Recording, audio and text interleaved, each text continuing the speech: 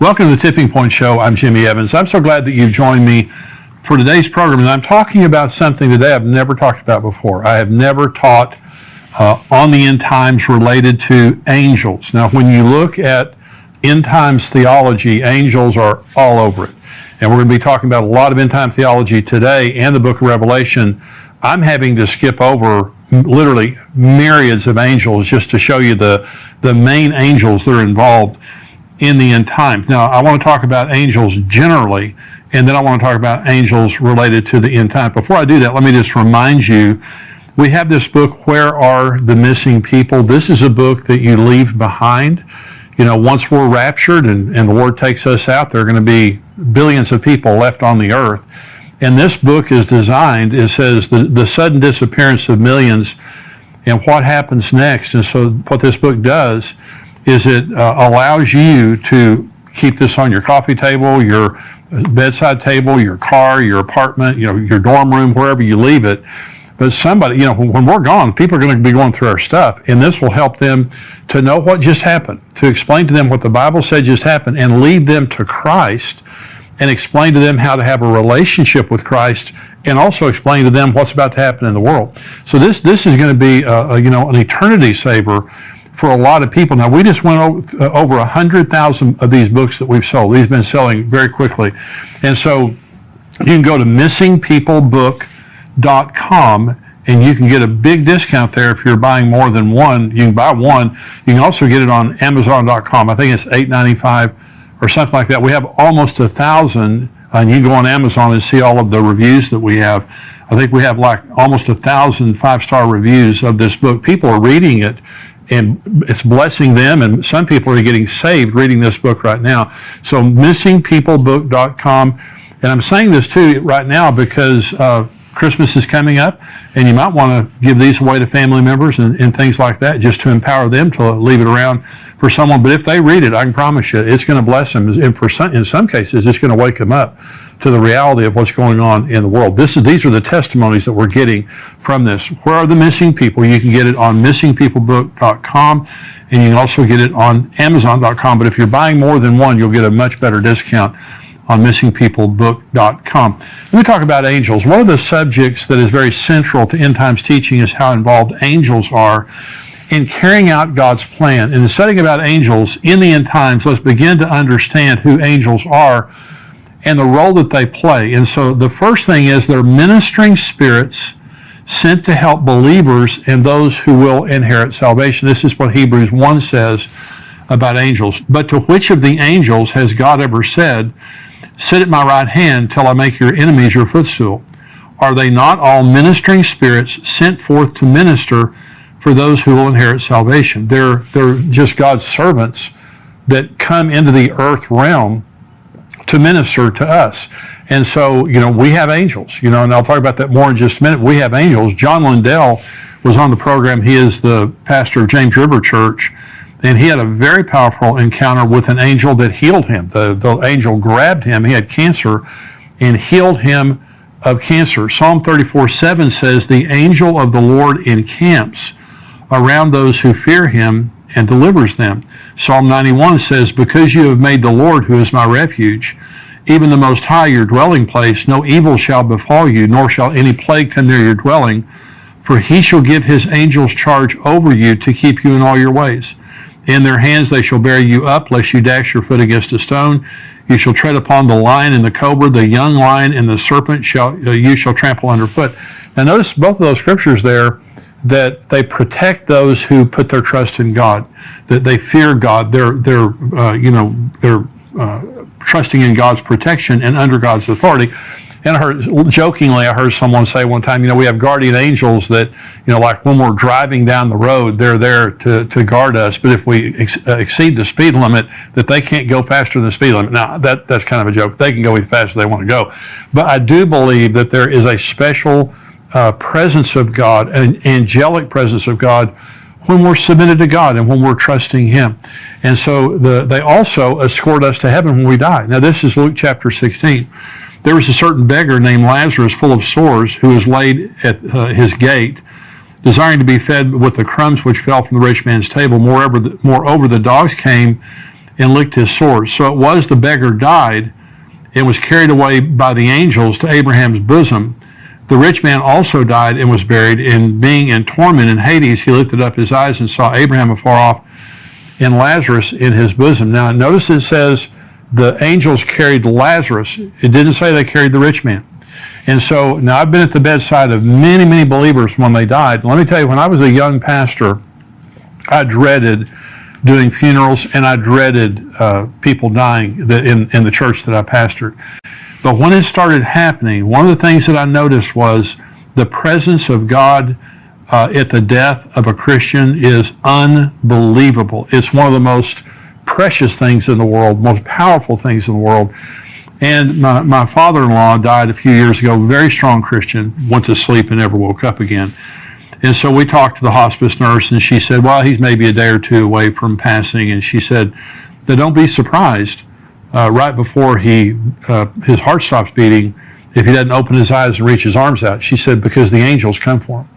Well, if there's anyone who knows about that, it would be a hospice nurse. And she said it just matter-of-factly. Then I believed her. And so as a believer, when we pass, angels come and take us into the presence of God. And the Bible says that very clearly there. Children have angels. This is Matthew 18. Jesus said, take heed that you do not despise one of these little ones. For I say to you that in heaven their angels always see the face of my Father who is in heaven. So God evidently assigns an angel to each one of our children. And remember, up until about the age of 13, children, any child that dies goes to heaven. And so they're before the age of accountability. The angel of the Lord, sometimes when you're reading in the Old Testament, you'll notice it says the angel of the Lord, and angel is capitalized. That's Jesus. The angel of the Lord in the Old Testament is Jesus pre-incarnate, and Jesus is all over the Old Testament in his pre-incarnate form. But we're not to worship angels. And so again, Jesus is an angel, by the way. He's just he's over the angels. Angels are not created in the image of God. We are created in the image of God. Angels are simply ministering spirits that God created to minister on his behalf, but they are not in his image, and they will not marry Jesus. We are of a higher created order than the angels eternally. We are for a little while lower than the angels, is what the Bible says. But we are of a much higher order than the angels.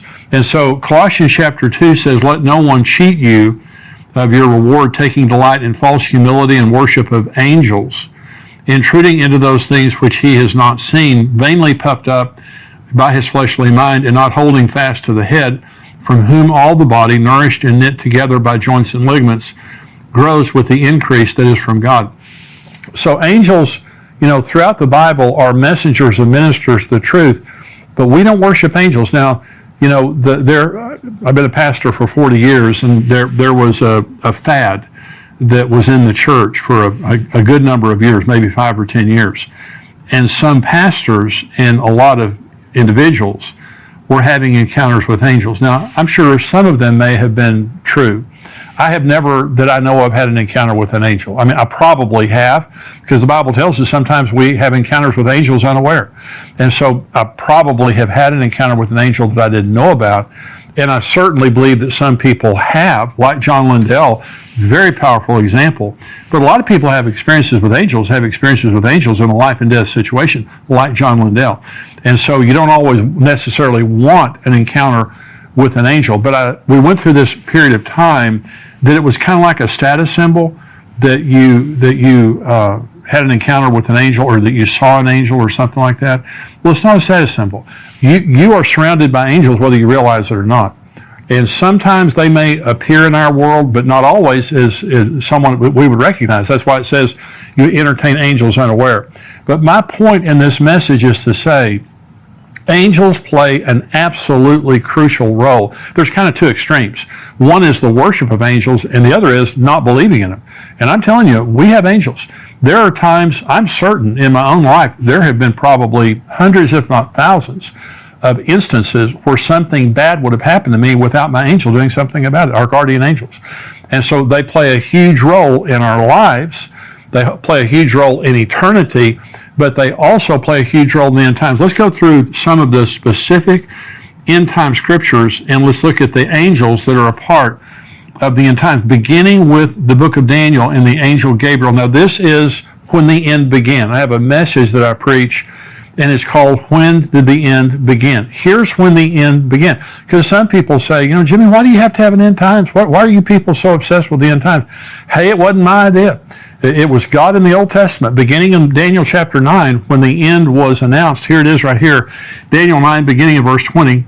While I was speaking, praying, this is Daniel speaking. Now, while I was speaking, praying, and confessing my sin and the sin of my people Israel, and presenting my supplication before the Lord my God for the holy mountain of my God, yes, while I was speaking in prayer, the man Gabriel, whom I had seen in the vision at the beginning, being caused to fly swiftly, reached me about the time of the evening offering, and he informed me and talked with me and said, O Daniel, I have now come forth to give you skill to understand. At the beginning of your supplications, the command went out, and I've come to tell you, for you are greatly beloved.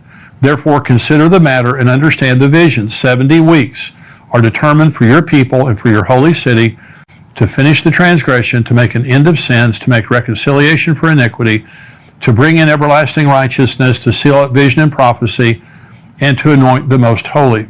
Know therefore and understand that from the going forth of the command to restore and rebuild Jerusalem until Messiah the Prince, there will be 7 weeks and 62 weeks. The street shall be built again, and the wall, even in troublesome times. Let's stop right there, because it keeps going on to talk about the abomination of desolation, the Antichrist, and all that. So Gabriel, the angel Gabriel, when it says the man Gabriel, this is the angel Gabriel flying swiftly, came to him and told him 490 prophetic years were being announced from then, from the announcement of the command to go back and rebuild Jerusalem until the very end. There will be 490 prophetic years. Now, the first 483 prophetic years, exactly the way that Gabriel said, have been exactly fulfilled to the day.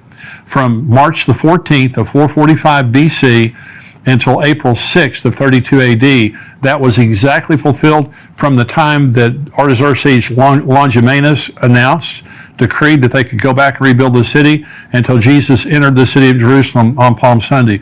Exactly 483 years, 173,880 days, exactly prophetically fulfilled. That is how specific the Bible is. But there are 7 years left to be fulfilled. That's the tribulation. And so Gabriel comes and says, it has been established, Daniel, that there are only 490 prophetic years left. So the end began whenever they Artaxerxes announced that there could be the rebuilding of Jerusalem.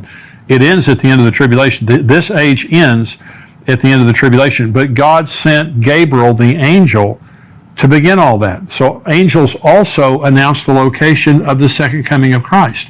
When Jesus ascended, this is Acts chapter 1, when he had spoken these things, while they watched, he was taken up, and a cloud received him out of their sight. And while they looked steadfastly toward heaven, as he went up, behold, 2 men stood beside them in white apparel, and also said, Men of Galilee, why do you stand gazing up into heaven? This same Jesus, who was taken up from you into heaven, will so come in like manner as you saw him go into heaven. Now remember, this is the Mount of Olives, and Jesus is standing there, and he ascends from the Mount of Olives. This is Zechariah 14, speaking about the second coming. Then the Lord will go forth and fight against those nations as he fights in the day of battle.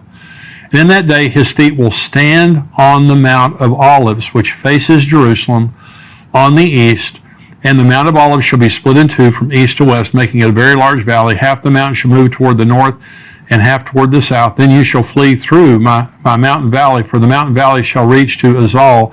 Yes, you shall flee as you fled from the earthquake in the days of Uzziah, the king of Judah. Thus the Lord my God will come, and all the saints with you. Now, this is a parallel text with Acts 1. It's also a parallel text with Revelation 19. It says, Thus the Lord my God will come, and all the saints with him, and return to the Mount of Olives. Revelation 19 says that's where it talks about the marriage supper of the Lamb. And then it says that he returns on a white horse, and all the saints return with him. So understand this. When the rapture happens and we go to heaven for 7 years, and I'll be answering a question during the subscriber portion about the timing of the marriage supper of the Lamb. And I've got a very specific question, because some people believe that the marriage supper of the Lamb doesn't happen until the end of the tribulation based on Revelation 19. I'm going to correct that. But Jesus comes and we come with him. When Jesus returns to the earth, we literally come right up, we're looking right over his shoulder when it happens. It's going to be an unbelievable moment. But an angel is the one who announced the specific location where Jesus was going to come back in the New Testament. We'll get right back to Tipping Point in a moment, but I wanted to take a second to tell you about our sponsor, ExpressVPN. Going online without ExpressVPN is like leaving your kids with the nearest stranger while using the restroom. Most of the time it's probably fine, but you never truly know who you're trusting. What if they're a kidnapper or a serial killer? ExpressVPN creates a secure tunnel between your device and the internet. It would take a hacker with a supercomputer over 1 billion years to get past ExpressVPN's encryption. It is so easy to use. You just start the app and press one button to get protected. You can connect up to 5 devices simultaneously, and it works on all your devices. Protect you and your family today and get an extra 3 months free by visiting expressvpn.com/endtimes. That's expressvpn.com/endtimes. To stay safe and get an extra 3 months free, visit expressvpn.com/endtimes. The rapture will also occur with the voice of an archangel. 1 Thessalonians 4. The Lord himself will descend from heaven with a shout, with the voice of an archangel and with the trumpet of God. And the dead in Christ will rise first. Then we who are alive and remain shall be caught up together with them in the clouds to meet the Lord in the air. And thus we shall also always be with the Lord. Therefore, comfort one another with these words. Now, notice there it says we meet him in the air. Okay, that's the rapture. The second coming is on the Mount of Olives. Okay, that's another way to understand it.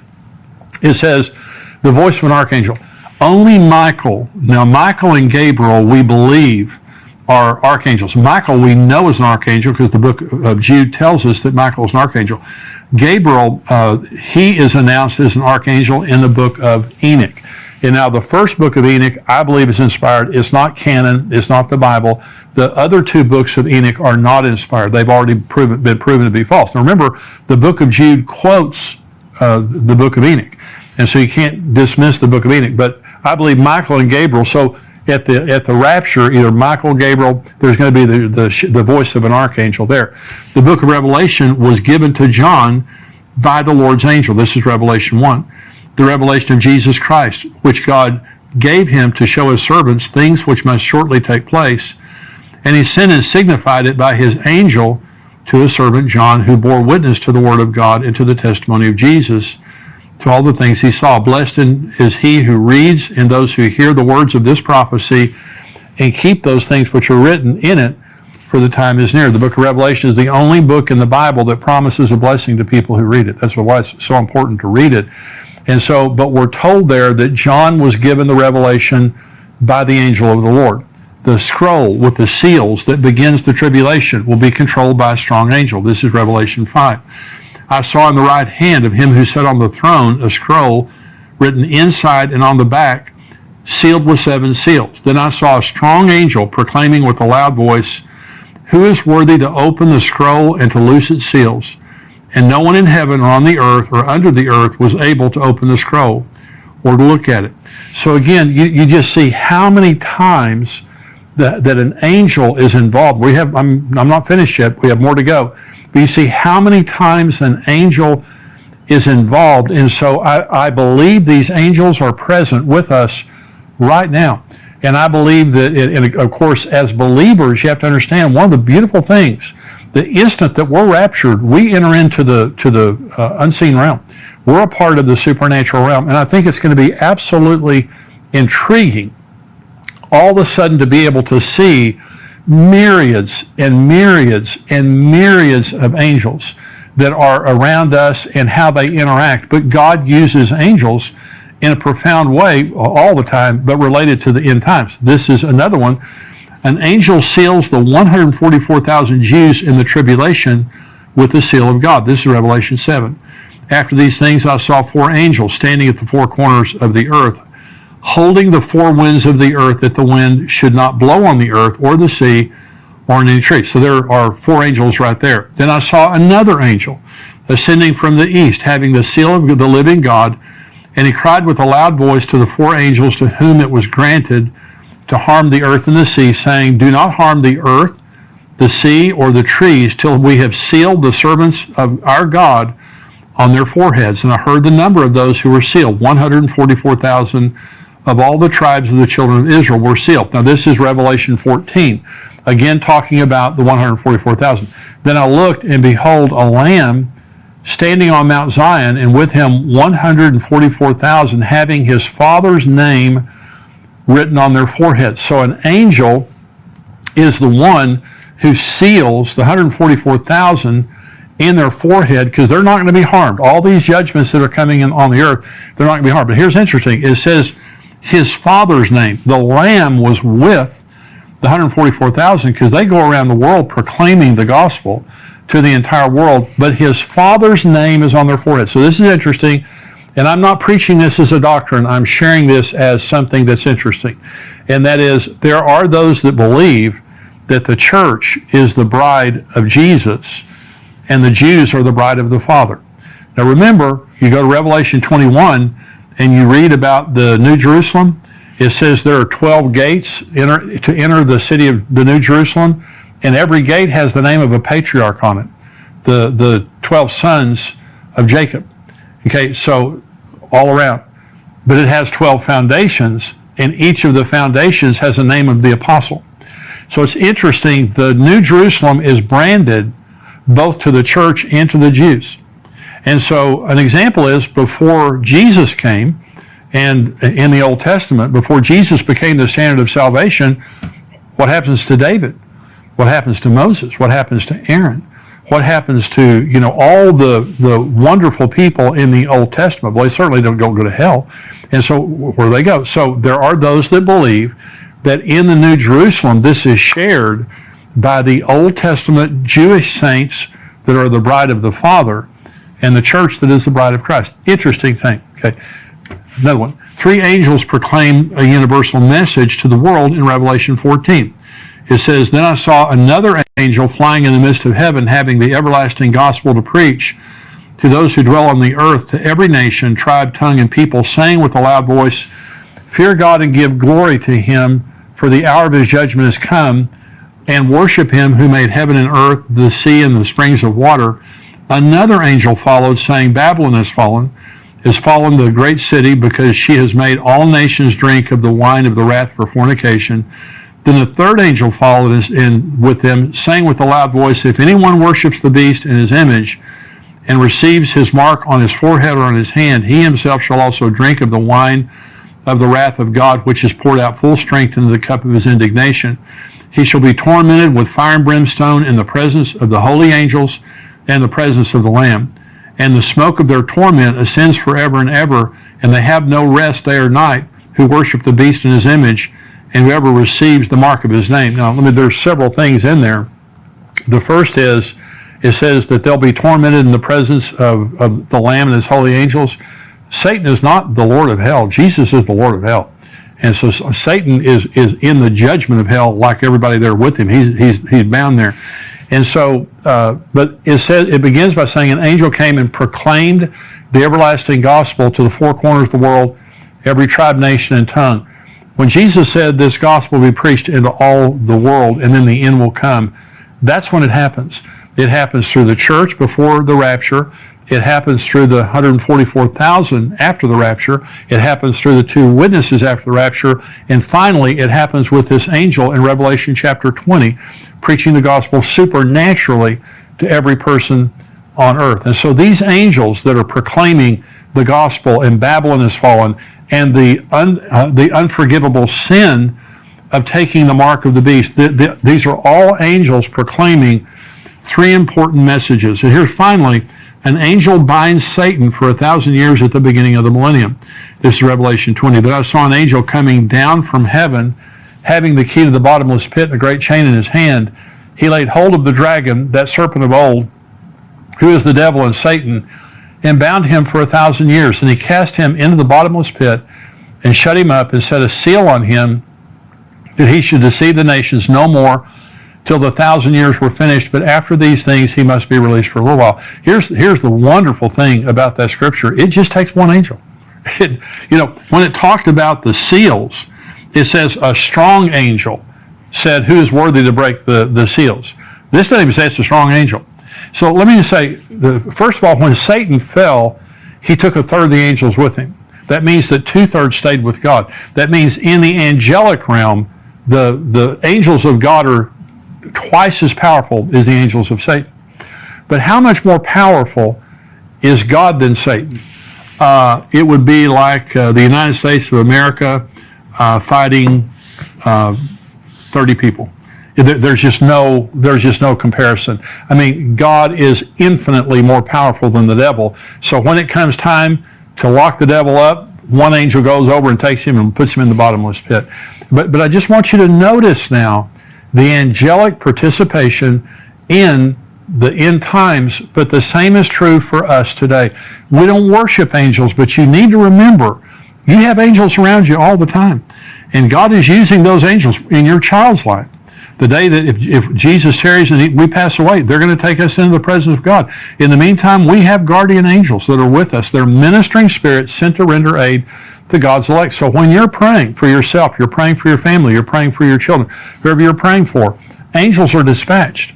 God uses angels in a supernatural way in the earth realm to help us, but they are and will be a major part of the end times. Now I'm going to talk about Israel. We're going into the subscriber portion. I'm going to talk about some incredible things that are happening regarding the building of the third temple. I'm also going to be answering a lot of questions right now. We have a lot of end time questions that our subscribers have written in, so I'm going to be answering these questions. If you're not a subscriber to endtimes.com, it's $7 a month, $77 a year. You get the full Tipping Point podcast plus all of our videos and articles that come out all week long and all of our archives. $7 a month, and there's a 7-day trial period also. So pay your $7, try us out for 7 days. I guarantee it's the best $7 you'll ever spend. We would love to have you be a subscriber to endtimes.com. So if you're not a subscriber, go to endtimes.com. If you are a subscriber, if you're watching this on YouTube, you cannot watch the full podcast on YouTube. You need to go to endtimes.com where you're subscribed and watch it there, or respond to the email that we sent you as a subscriber. If you're a subscriber, stay tuned.